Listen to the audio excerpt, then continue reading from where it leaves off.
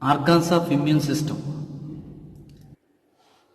Lymphoid organs. Lymphoid organs helps for the originate and maturation of lymphocytes. Lymphoid organs దేనికి use అవుతుంటే proliferation of lymphocytes, origination and maturation of lymphocytes. వీటి యొక్క function base చేసుకొని primary lymphoid organs, secondary lymphoid organs ఉంటాయి. Primary lymphoid organs వీటిని central lymphoid organs అని కూడా అంటారు. ప్రైమరీ లింఫాయిడ్ ఆర్గాన్స్ దేనికి యూజ్ అవుతుందంటే అంటే మనకి ప్రైమరీ లింఫాయిడ్ ఆర్గాన్స్లో ఏముంటున్నాయి అంటే స్టెమ్ సెల్స్ ఉంటున్నాయి, లింఫాయిడ్ స్టెమ్ సెల్స్. ఇవేమవుతుందంటే మెచ్యూర్ అయ్యేసి మనకి లింఫోసైట్స్ని ఫామ్ చేస్తాయి. అంటే ఇవేం చేస్తున్నాయంటే they provide micro environment for the development and maturation of tea lymphocytes. అంటే ప్రైమరీ లింఫాయిడ్ ఆర్గాన్స్ దేనికి యూజ్ అవుతుంది అంటే ప్రొవైడ్ మైక్రో ఎన్విరాన్మెంట్, ఒక మైక్రో ఎన్విరాన్మెంట్ని క్రియేట్ చేస్తున్నాయి. దేనికోసం అంటే లింఫోసైట్స్ యొక్క డెవలప్మెంట్ అండ్ మెచ్యురేషన్ కోసం ఒక సైట్ని క్రియేట్ చేస్తున్నాయి, మైక్రో ఎన్విరాన్మెంట్ని క్రియేట్ చేస్తున్నాయి ప్రైమరీ లింఫాయిడ్ ఆర్గాన్స్. అంటే మనకి లింఫోసైట్స్ అనేవి ఆరిజిన్ అవ్వటం, మెచ్యురేషన్ అవ్వటం ఎక్కడ జరుగుతుందంటే ప్రైమరీ లింఫాయిడ్ ఆర్గాన్స్లో జరుగుతుంది. ఇంపార్టెంట్ అన్న ప్రైమరీ లింఫాయిడ్ ఆర్గాన్స్ ఎగ్జాంపుల్స్ ఏంటంటే bone marrow, thymus. Bone marrow, thymus ఈ రెండు కూడా దేనికి ఎగ్జాంపుల్స్ అని చెప్తామంటే ప్రైమరీ లింఫాయిడ్ ఆర్గాన్స్కి ఎగ్జాంపుల్స్ అని చెప్తాం. అలాగే బర్డ్స్లోకి వచ్చేసరికి బర్సా ఫ్యాబ్రికస్ ఆల్రెడీ చెప్పుకున్నానన్న, అదేంటంటే ప్రైమరీ లింఫాయిడ్ ఆర్గాన్స్ అది కూడా. Next secondary lymphoid organs. Secondary lymphoid organs అనేవి ఏంటంటే ఏం చెప్తామంటే సెకండరీ లింఫాయిడ్ ఆర్గాన్స్ని పెరిఫెరల్ లింఫాయిడ్ ఆర్గాన్స్ అని కూడా అంటాం.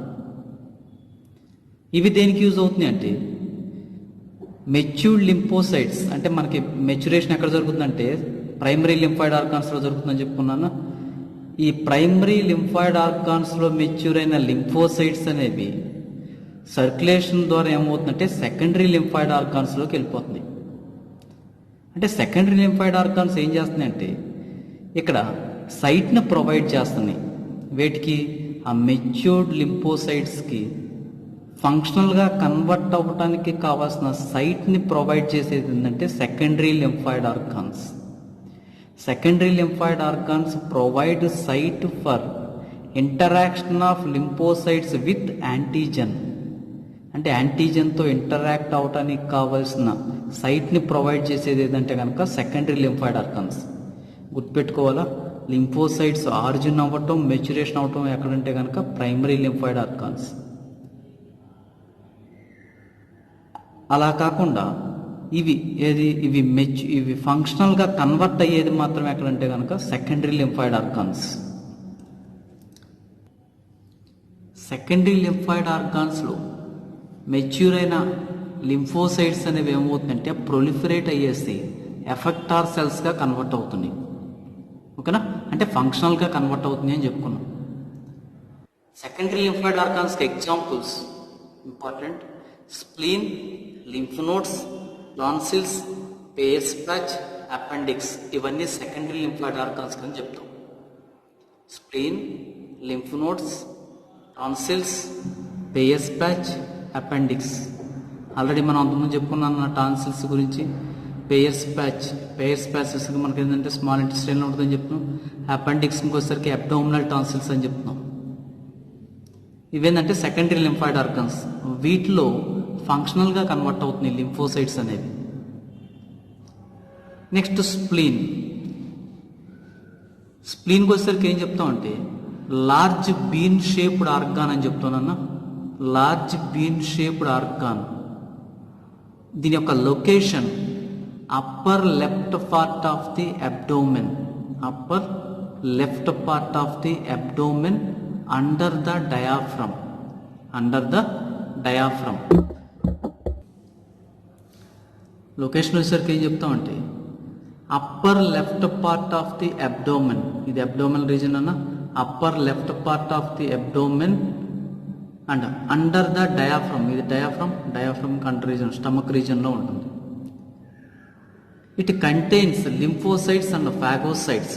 స్ప్లీన్లో ఏముంటున్నాయంటే లింఫోసైట్స్, ఫాగోసైట్స్ ఉంటున్నాయన్న. ఇవేం చేస్తుందంటే స్ప్లీన్ యొక్క ఫంక్షన్స్ ఇంపార్టెంట్ గుర్తుపెట్టుకోవాలి జాగ్రత్తగా. ఫిల్టరేషన్ ఆఫ్ బ్లడ్ని ఫిల్టర్ చేస్తూ ఉంటుంది. ఎందుకంటే బ్లడ్ లింఫ్ నుంచి వెళ్ళిపోతూ ఉంటుంది కాబట్టి బ్లడ్ వెజులు ఆ స్ప్లీన్లో ఉండే లింఫోసైట్స్ ఏం చేస్తాయంటే బ్లడ్లో ఏమన్నా మైక్రోబ్స్ ఉంటే వాటిని ఫిల్టర్ చేసుకుంటూ వెళ్ళిపోతూ ఉంటుంది.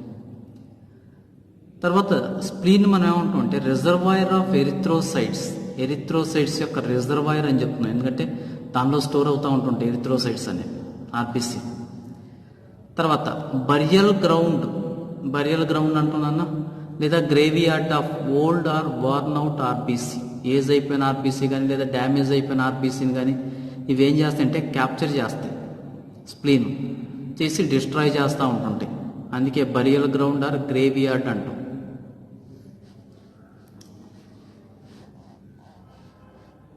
తర్వాత లింఫ్ నోడ్స్ అనేది ఏంటంటే స్మాల్ సాలిడ్ స్ట్రక్చర్ అని చెప్తున్నానన్నా. ఎక్కడ ఉంటుందని చెప్తుండే కాక located at different points of the బాడీలో డిఫరెంట్ పాయింట్స్ దగ్గర మనకేముంటుంటే లింఫ్ నోడ్స్ ఉంటాయని చెప్తాం. ఇవేం చేస్తాయంటే యాంటీజెన్స్ని ట్రాప్ చేస్తూ ఉంటుంటాయి. నెక్స్ట్ ఎంఏఎల్టీ, దీని గురించి కూడా డిస్కస్ చేసామన్నా. మ్యూకస్ అసోసియేటెడ్ లింఫాయిడ్ టిష్యూ అంటే ఏమవుతుందంటే ఏవైతే ఓపెనింగ్స్ ఉంటాయో ఆ రీజన్లో మొత్తం ఏవైతే డక్ట్ ఓపెనింగ్స్ ఉంటాయో వాటన్నిటికీ ఏముంటాయి అంటే మనకి మ్యూకస్ లైనింగ్ అయి ఉంటుంది. Lining of the major tracts like respiratory tract, gastrointestinal tract, urinogenital tract. వీటన్నిటికీ ఏముంటుందంటే ఏం లైనింగ్ చేస్తుంటుంది అంటే మ్యూకస్ లైనింగ్ చేస్తూ ఉంటుంది వీటన్నిటిని. అందుకే మ్యూకస్ అసోసియేటెడ్ లింఫాయిడ్ టిష్యూ అని చెప్తాం. ఇదే 50% ఆక్యుపై చేస్తుంది ఇమ్యూన్ సిస్టంలో. మ్యూకస్ అసోసియేటెడ్ లింఫాయిడ్ టిష్యూసే మనకేంటంటే 50% ఆక్యుపై చేస్తుంది. ఇంపార్టెంట్, ఇది ఒకసారి ఆల్రెడీ అడిగాను మనకు నీటిలో 50% అనేది అడిగాను. Next soluble mediators of immune సిస్టంలో ఉండే సాల్యుబుల్ మీడియేటర్స్ ఏమిటి? ఇమ్యూన్ సిస్టంలో మనకేంటంటే 3 types ఆఫ్ సాల్యుబుల్ మీడియేటర్స్ ఉంటాయి అని చెప్తున్నాను. అవేంటంటే కాంప్లిమెంటరీ ప్రోటీన్స్, సైటోకైన్స్, యాంటీబాడీస్. ఈ 3 కూడా soluble mediators. First complementary proteins అంటే ఏం చెప్తామంటే వీటిలో కాంప్లిమెంటరీ ప్రోటీన్స్ అనేవి మనకి ఎలా ఉంటాయి అంటే ఇన్యాక్టివ్ స్టేజ్లో ఉంటాయి అని చెప్తాం. ఈ కాంప్లిమెంటరీ ప్రోటీన్స్ని మనం ఏం చెప్తామంటే ప్లాస్మా ప్రోటీన్స్ అని చెప్తాం. ఇన్యాక్టివ్ ప్లాస్మా ప్రోటీన్స్ అంటే కాంప్లిమెంటరీ ప్రోటీన్స్ అంటే ఇన్యాక్టివ్ ప్లాస్మా ప్రోటీన్స్ అన్నవి. ప్లాస్మాలో ఉండే ఇన్యాక్టివ్ ప్రోటీన్స్నే కాంప్లిమెంటరీ ప్రోటీన్స్ అంటాం. దాంతోపాటు వీటిని ఏమంటాం అంటే సెల్ సర్ఫేస్ ప్రోటీన్స్ అని కూడా అంటాం వీటిని. ఎందుకంటే సెల్ సర్ఫేస్ మీదే ఉంటుంటాయి. ఏదన్నా మైక్రోబ్ ఎంటర్ అయినప్పుడు ఆ మైక్రోబ్ యొక్క సర్ఫేస్ మీద ఉంటాయి కాబట్టి సెల్ సర్ఫేస్ ప్రోటీన్స్ అంటాం. ఏదన్నా మైక్రోబ్ బాడీలోకి ఎంటర్ అయింది అనుకున్నాను, ఈ కాంప్లిమెంటరీ ప్రోటీన్స్ అంటే ఇన్యాక్టివ్గా ఉన్న ఈ ప్లాస్మా ప్రోటీన్స్ అనేవి ఏమవుతుంటే యాక్టివేట్ అయ్యేసి ఆ మైక్రోబ్స్ని సరౌండ్ చేస్తూ, అంటే మైక్రోబ్ మీద ఇదిగో మనకి ఇక్కడ చెప్తున్నా ఇది మైక్రోబ్ నాన్న, ఇది బ్యాక్టీరియా అనుకున్నాం. బ్యాక్టీరియా యొక్క సర్ఫేస్ మీద ఇలా ఫామ్ అయ్యేసి ఆ బ్యాక్టీరియల్ సెల్ మెంబ్రెయిన్కి పోర్ చేస్తాయి, అంటే హోల్ చేసేస్తాయి నన్ను. ఇవి ఈ ప్లాస్మా ప్రోటీన్స్ ఏవైతే ఉన్నాయో కాంప్లిమెంటరీ ప్రోటీన్స్ అంటున్నా, ఈ ప్రోటీన్స్ ఇది మైక్రోబ్ ఎంటర్ అవ్వగానే మైక్రోబ్ యొక్క ప్లాస్మా మెంబ్రెయిన్కి హోల్ చేస్తాయి ఇలా ఫామ్ అయ్యేసి. ఇవి కాంప్లిమెంటరీ ప్రోటీన్స్ కదా. ఇలా వచ్చేసి ఏం చేస్తాయి అంటే హోల్ చేసేస్తాయి. హోల్ చేయగానే ఏమవుతుందంటే ఎక్స్ట్రా సెల్యులర్ ఫ్లూయిడ్, అంటే దాని చుట్టూ ఎక్స్ట్రా సెల్యులర్ ఫ్లూయిడ్ ఉంటుంది కదా, ఆ ఎక్స్ట్రా సెల్యులర్ ఫ్లూయిడ్ ఏమవుతుందంటే లోపలికి ఎంటర్ అవుతుంది. ఎందుకంటే అక్కడ హోల్ ఫామ్ అయింది కదా, పోర్ వచ్చింది కదా. పోర్ వల్ల ఏమవుతుందంటే ఎక్స్ట్రా సెల్యులర్ ఫ్లూయిడ్ లోపలికి వెళ్ళిపోతుంది. ఎక్స్ట్రా సెల్యులర్ ఫ్లూయిడ్ ఎప్పుడైతే లోపలికి ఎంటర్ అవుతుందో ఆ సెల్ ఏమవుతుందంటే స్వెల్లింగ్ వచ్చేస్తుంది. స్వెల్లింగ్ వచ్చేసి ఏమవుతుందంటే బర్స్ట్ అవుతుంది కదా. ఈ విధంగా లోపలికి ఎంటర్ అయిన వాటిని ఏం చేస్తాయి అంటే బ్లాస్ట్ చేసేస్తాయి నన్ను, అంటే ఫస్ట్ పోర్ చేసేసి వాటిని బ్లాస్ట్ చేసేస్తూ ఉంటుంటాయి. ఈ విధంగా డిస్ట్రాయ్ చేస్తాయి అని చెప్తారు ప్లాస్మా ప్రోటీన్స్ అనేవి. కాంప్లిమెంటరీ ప్రోటీన్స్ ఏవైతే చెప్పుకుంటున్నామో అవి. అయితే కొన్ని ఏం చేస్తాయి అంటే కొన్ని ప్రోటీన్స్ ఏం చేస్తాయంటే, కొన్ని ప్లాస్మా ప్రోటీన్స్ ఏం చేస్తాయంటే ఆ మెంబ్రెయిన్ చుట్టూ సరౌండ్ చేస్తూ ఇలా ఉండిపోతాయి. ఇది మైక్రోబ్ అనుకున్నానన్న, దీని మీద ఇవి కాంప్లిమెంట్ ప్రోటీన్స్. ఇవన్నీ ఈ ప్రోటీన్స్ మొత్తం మనకి ఏమవుతుంటే సెల్ సర్ఫేస్ మీద అలా ఉండిపోతాయి. ఉండిపోయేసి ఏం చేస్తాయంటే మైక్రోబ్స్ని అట్రాక్ట్ చేస్తాయి. అదే మైక్రోబ్స్ కాదు, సారీ, మ్యాక్రోఫేజెస్ అండ్ న్యూట్రోఫిల్స్ని అట్రాక్ట్ చేస్తాయి. అంటే మనకి ఫాగోసైటోసిస్ జరగాలంటే వీటిని ఎంగల్ఫ్ చేయాలి మైక్రోబ్స్ అనేవి. ఓకేనా, మ్యాక్రోఫేజెస్ అనేవి ఎంగల్ఫ్ చేయాలి. వీటిని ఎంగల్ఫ్ చేయాలంటే మ్యాక్రోఫేజెస్ అట్రాక్ట్ అవ్వాలి వీటికి. ఓకేనా, అట్రాక్ట్ అవటం కోసం ఈ కాంప్లిమెంట్ ప్రోటీన్స్ ఏవైతే ఉన్నాయో అవి ఏం చేస్తాయంటే సెల్ సర్ఫేస్ని సరౌండ్ చేస్తూ అలా ఉంటాయి. ఆ సెల్ సర్ఫేస్ మీద ఉన్న ఈ కాంప్లిమెంట్ ప్రోటీన్స్కి మ్యాక్రోఫేజెస్ అను న్యూట్రోఫిల్స్ అట్రాక్ట్ అవుతాయి. అట్రాక్ట్ అయ్యేసి వాటిని ఎంగల్ఫ్ చేస్తాయి. ఓకేనా, ఫాగోసైటోసిస్ చేస్తాయి.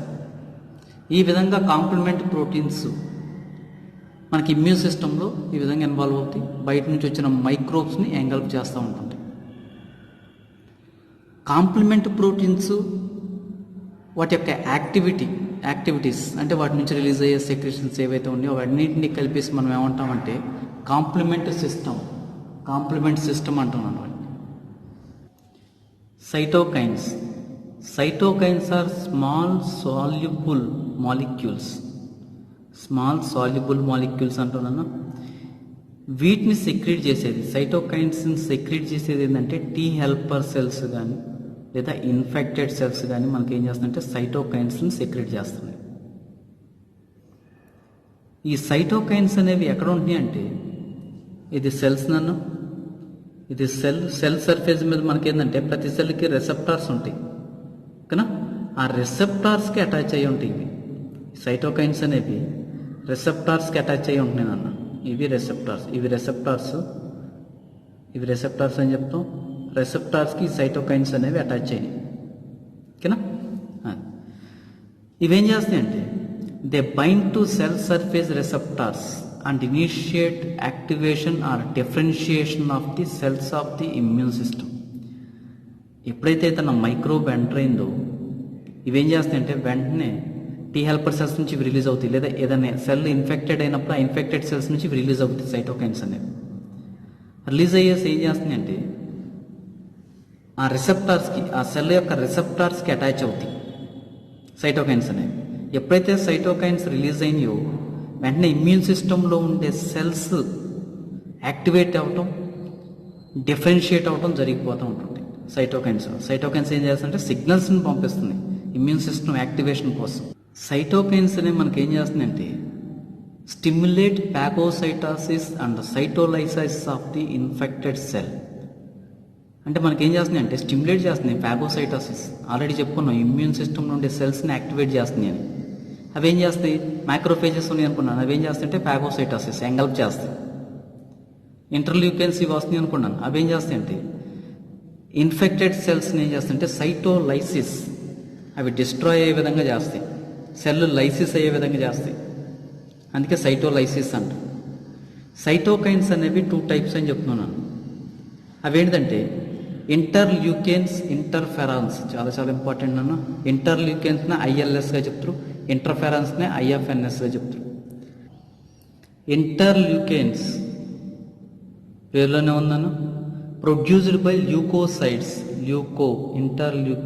ల్యూకోసైడ్స్ వీటిని ప్రొడ్యూస్ చేస్తాయి, సెక్రెట్ చేస్తాయి.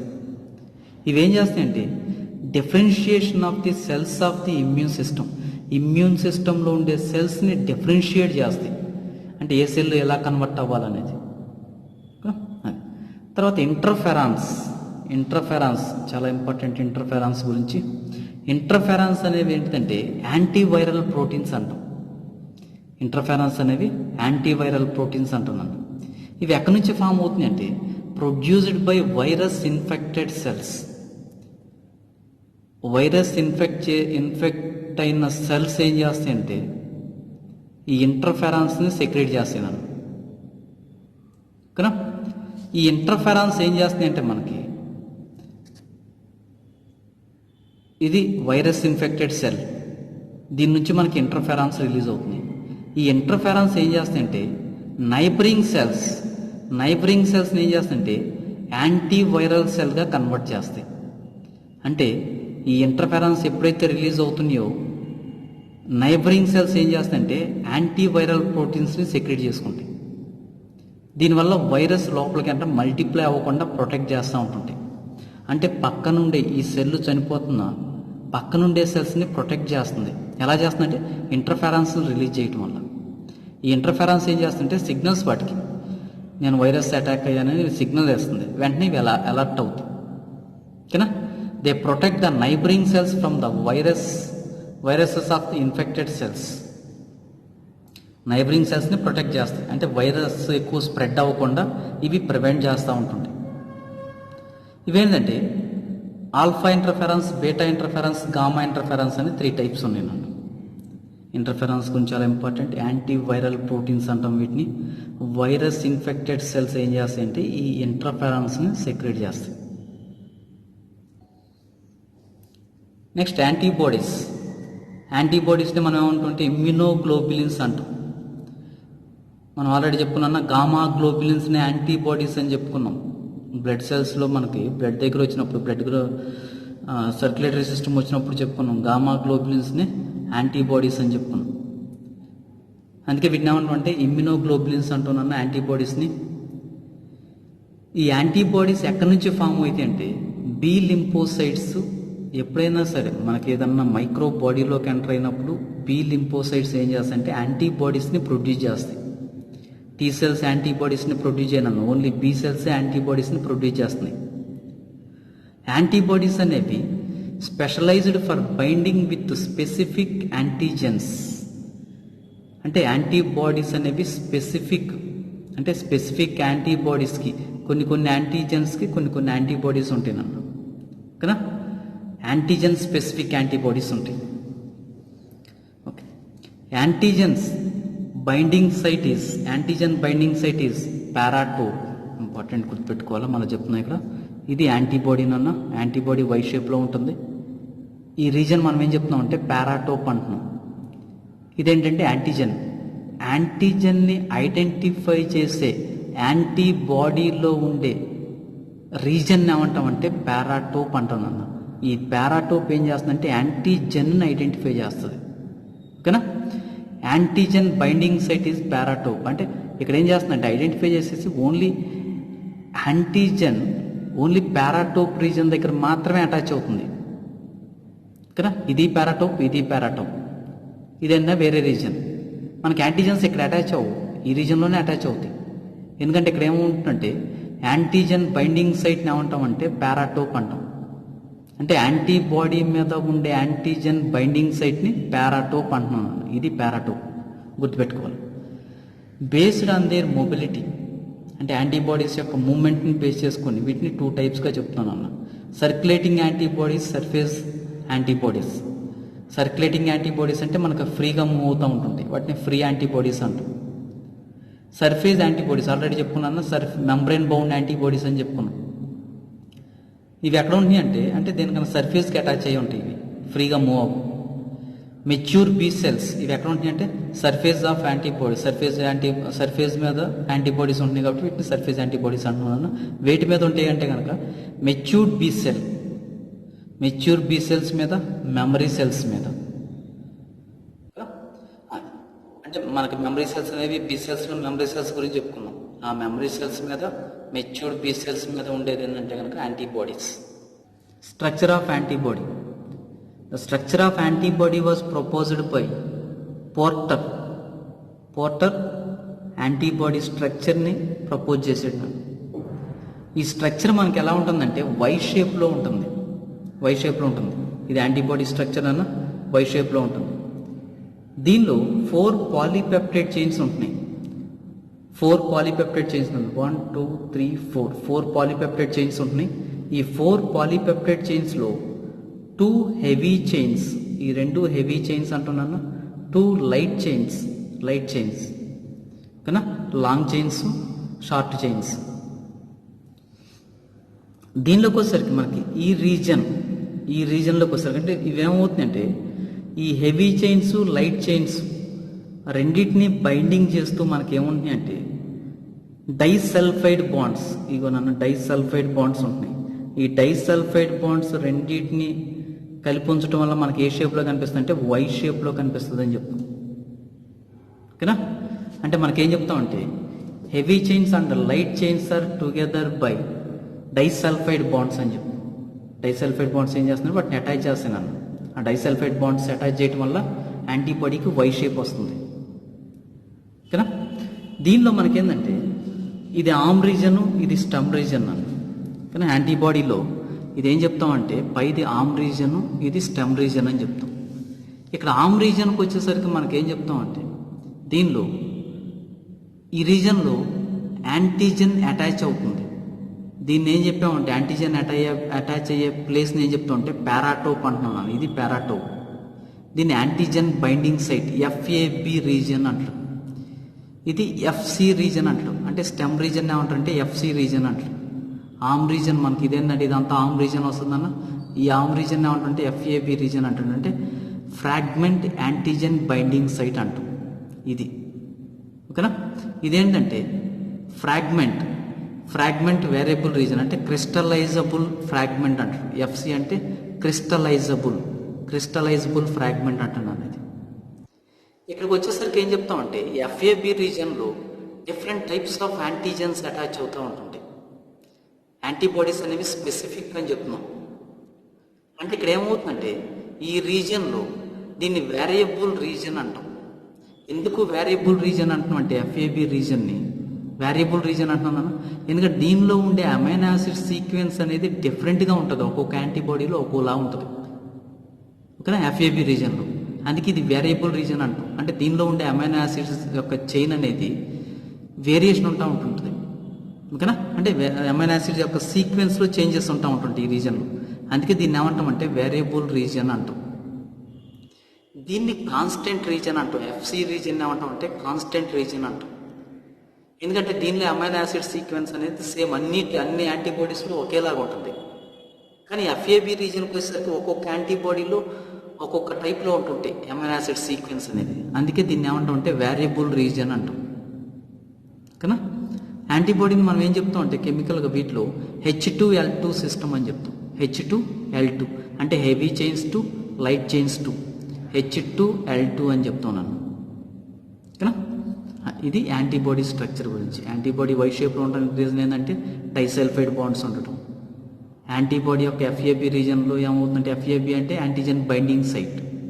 ఇది వేరియబుల్ రీజన్ అంటున్నాం ఎందుకంటే అమైనో యాసిడ్ సీక్వెన్స్ అనేది డిఫరెంట్గా ఉంటుంది. ఒక్కొక్క యాంటీబాడీలో ఒక్కొక్క రకం ఉంటుంది సీక్వెన్స్. ఎఫ్సి రీజన్ సి అంటే ఏం చెప్తుంటే క్రిస్టలైజబుల్ ఫ్రాగ్మెంట్ అంటాం. ఎఫ్ అంటే ఫ్రాగ్మెంట్ అన్న, సి అంటే క్రిస్టలైజబుల్. ఈ స్టెమ్ రీజన్ ఏమంటామంటే కాన్స్టెంట్ రీజన్ అంటాం. ఎందుకు కాన్స్టెంట్ అంటున్నాం అంటే ఇక్కడ అమైనో యాసిడ్ యొక్క సీక్వెన్స్లో ఎటువంటి చేంజెస్ లేదు. అన్ని యాంటీబాడీస్లో అలాగే ఉంటుంది. ఇది structure of antibody. Types of antibodies. Antibodies యొక్క స్ట్రక్చరు, వాటి యొక్క ఫిజియలాజికల్ ఫంక్షన్స్, వీటిని బేస్ చేసుకొని 5 టైప్స్ ఆఫ్ యాంటీబాడీస్ ఉన్నాయని చెప్తున్నాను. అవేమేంటి అంటే IgG, IgA, IgM, IgD, IgE. ఇవన్నీ కూడా 5 types of antibodies. IgG, IgD, IgE అనేవి ఏంటంటే మోనోమెరిక్ యూనిట్స్ అంటాం. ఐజీఏ అనేది డైమెరిక్ యూనిట్స్ అంటాం. ఐజీఎం అనేది ఏంటంటే పెంటామెరిక్ యూనిట్స్ అంటాం. ఇది పెంటామెరిక్ యూనిట్స్ అంటాం. ఐజీజీ వచ్చేసరికి గామా అంటున్నాను, ఐజీఏ ఆల్ఫా అంటున్నాం, ఐజీఎం మ్యూ అంటున్నాం, ఐజీడి వచ్చేసరికి డెల్టా అంటున్నాం, ఐజీఈ వచ్చేసరికి ఎప్సిలాన్ అంటున్నాం. ఉన్న యాంటీబాడీస్లో 80% యాంటీబాడీస్ ఏదంటే ఐజీజీ యాంటీబాడీస్. ఐజీజీ యాంటీబాడీస్ అనేవి 80% ఆక్యుపై చేస్తున్నాయి. ఐజీజీ యాంటీబాడీస్ మనకి ఎక్కడ ఉంటున్నాయంటే ఎక్కడి నుంచో వేటిలో ఉంటున్నాయంటే మదర్ మిల్క్లో ఉంటాయి అని చెప్తున్నాను. తర్వాత మదర్ మిల్క్ తర్వాత వీటిలో ఇంపార్టెంట్ పాయింట్ ఏంటంటే ప్లసెంటా ద్వారా ఫీటస్కి ట్రాన్స్ఫర్ అయ్యేది ఏదంటే కనుక ఓకేనా ఐజీజీ యాంటీబాడీ అని చెప్తాం. Able to cross the placenta into the foetus. Mother నుంచి ప్లసెంటా ద్వారా ఫేటస్లోకి ఎంటర్ అయ్యే యాంటీబాడీ ఇంపార్టెంట్ గుర్తుపెట్టుకోవాలన్నా ఐజీజీ యాంటీబాడీ. తర్వాత ఐజీఏ